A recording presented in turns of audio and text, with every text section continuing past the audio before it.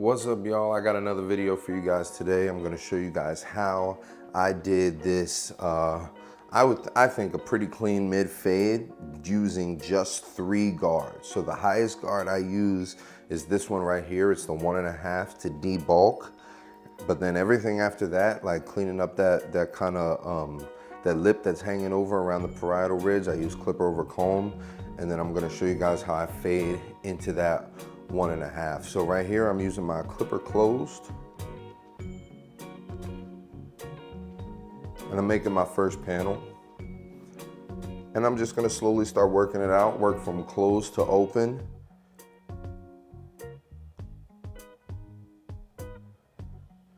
Sorry about the side of my face taking up half the screen. But you see, we're just working on that bottom line until the whole thing is completely blended. Now right here above the ear, I gotta be a little careful because I felt my clipper kind of starting to snag on the skin a little bit. So I'm trying to be careful because I try to move the clipper, not fast, but I try to be pretty efficient with how I move the clipper. So I don't want to snag on his skin. So right here was the 1 all the way open, right up under the 1.5. And then I closed the 1 up, and I'm just lightening up that line that's in the middle of the head. I'm just gonna lighten it up until it's gone, and that's how I do the fade. So you're gonna see that line in the middle is gonna get lighter and lighter and lighter until it's gone. I'm gonna need the 1/16 guard to take it out, but we're almost there. So here's the 1/16 guard, and you see I'm just coming up to the bottom of that line.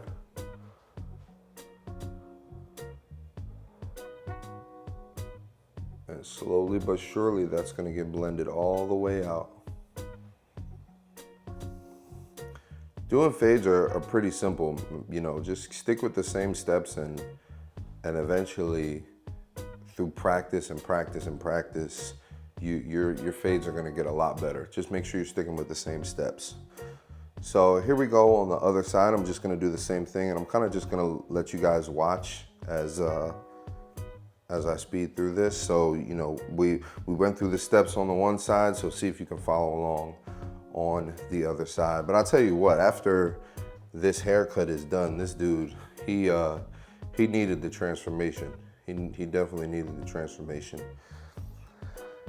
And that's something as barbers that we have the power to do. We have the power to like really transform people's lives, you know what I mean? Not just with the haircut and giving them more confidence and stuff like that, but like as barbers, we talk to people about their personal lives. We're basically like therapists almost, you know what I mean? And I think a lot of times we underestimate the impact that one person can have on another person. You know, like for example, yesterday I'm driving to work, and I was praying on the way to work, and I was asking God, like, hey, whatever you got planned for today, whatever you want to do today, whatever your will is, whatever you want to use me for, I'm down for it. So use me for whatever you need to use me for, Lord. Like, I'm just open to him using me to like help other people or whatever it is, right? So I pull up to the job, and I'm about to go to like the gas station to get some gum or whatever. But instead, as I'm in the parking lot of the gas station, I turn around and I say, let me go back to the barber shop and ask the other guys there if they want anything from the gas station. So I pull up to the barber shop, I park my car in the parking lot, and I see this girl. She looked young, like, you know, early 20s or whatever.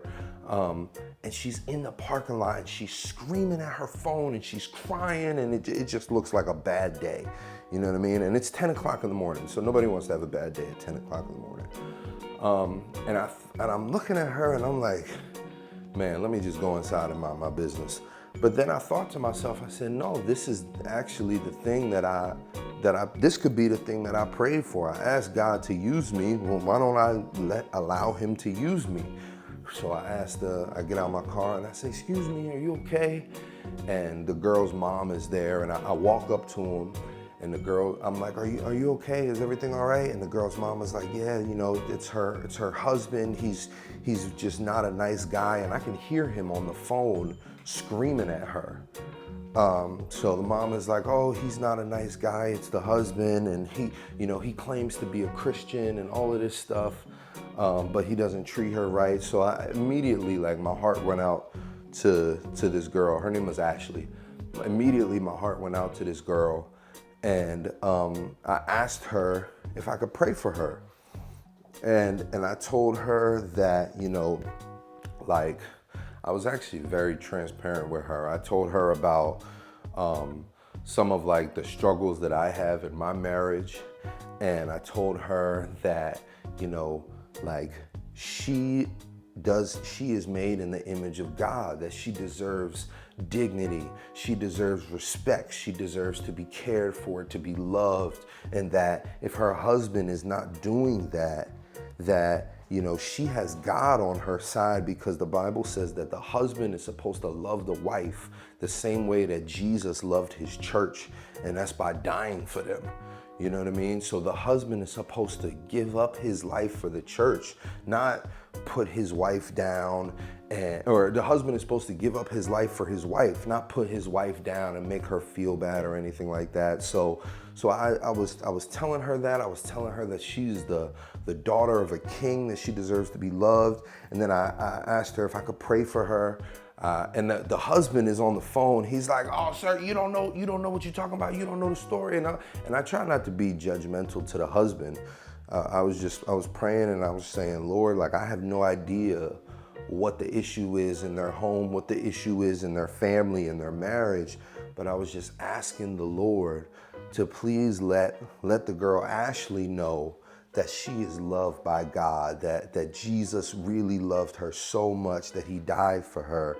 And I asked God to come into their marriage and to change their marriage, to change her husband's heart, to change her heart, that they may love each other the way the Bible says to love each other. And as I'm praying for her, she's crying, her mom is crying, and all. It's like really like dramatic, emotional scene, like it, you know, in the parking lot early in the morning. But I was able to, I hope I was able to, like, help make this girl's day a little bit better. She was having a rough day. So I was able to help make it a little bit better for her, and hopefully show her the love of God. But as a barber, right, we have the power to do that, whether you believe in God or not. We have the power to change a person's day, to change a person's week, to change their life. That impact that we can have on a person, helping them, you know, I can't tell you how many times guys come in and they talk about, you know, whatever issue that they had in their marriage, or issues with the kids or their job, or divorce, or all of this stuff. You know, you have no idea the type of problems that people are walking around with. You know what I mean? The type of problems that make people want to do crazy things to themselves or to other people. You have no idea what people are walking around with. So, like, next time you're, you know, in the shop or you're out and about or whatever like that, one, I would encourage you to, like, pray and ask God, because I think, you know, God cares about us. So if you want to do something that's gonna benefit another person, and I think you pray about it, I think God will kind of partner with you in that. You know what I mean? Y'all both want the same thing at that point. But just be conscious of, like, other people who are around you and what they might be going through and what they might be dealing with, because it's not, you know, like Rocky said, the world ain't all sunshine and rainbows. You know what I mean? So I just I think that's really important for as barbers, that we recognize that our occupation does not just consist of cutting hair. Our occupation, we are, you know, we're therapists, counselors. We are, like, we're supposed to be there for the people, you know what I mean? Not just in the sense of cutting hair, but like being actually there for them, you know? So I hope you guys enjoyed this video. I hope y'all liked the cut. If you did, please like, comment, subscribe, share this with somebody who might benefit from it. And, just remember to be there for other people, help people out. All right, I'll see you guys in the next video. Peace.